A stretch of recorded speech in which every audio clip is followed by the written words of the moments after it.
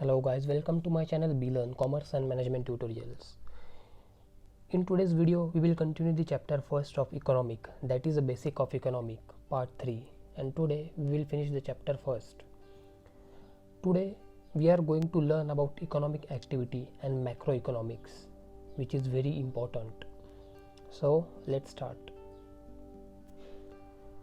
So let's see what is meant by economic activity. Economic activities can be classified into 4 types, which include production, distribution, exchange, and consumption. Let's see in detail each economic activity now. Factors of production. Production is a creation of utility. There are 4 factors of production, such as land, labor, capital, and entrepreneur. The first factor of production is land. This includes any natural resource used to produce goods and services. This includes not just land, but anything that comes from the land. The income that resource owners earn in return for land resources is called rent. The second factor of production is labor. Labor is the effort that people contribute to the production of goods and services. If you have ever been paid for a job, you have contributed labor resources to the production of goods or services. The income earned by labor resources is called wages and is the largest source of income for most people. The third factor of production is capital. Think of capital as the machinery, tools, and buildings humans use to produce goods and services. Some common examples of capital include hammers, conveyor belts, computers, and delivery vans. The income earned by owners of capital resources is interest. The fourth factor of production is entrepreneur.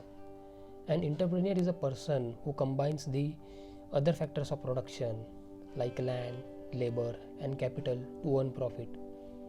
Think of the entrepreneurship of Henry Ford or Bill Gates. The payment to entrepreneurship is a profit. Distribution. Factors of distribution, which I explained right now, claim their rewards of rent, wages, interest, and profit through the process of distribution. Exchange. Exchange refers to sale and purchase of goods and services. In economic, exchange is necessarily a monetary transaction. Consumption. It is making use of goods and services to satisfy human wants.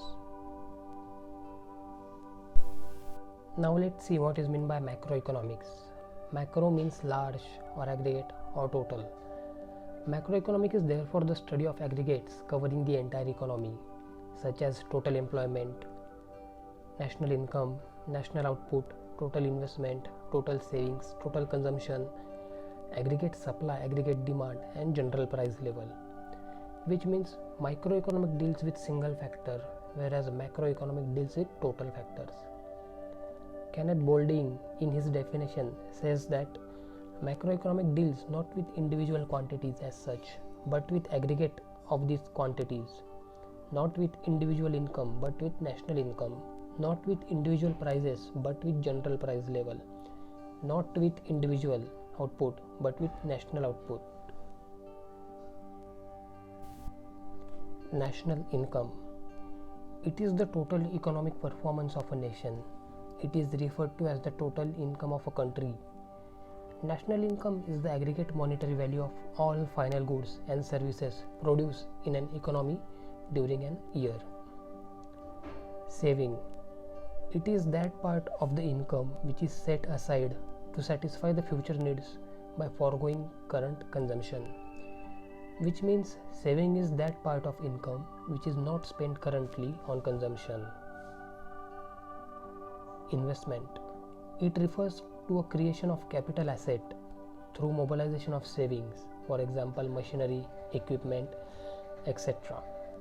The difference between saving and investment is that money doesn't grow in saving, whereas in investment it does.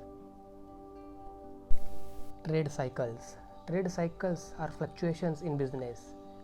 They are ups and downs in the overall economic activities. Ups and downs means fluctuation caused by inflation and depression respectively. Inflation is a continuous rise in general price level.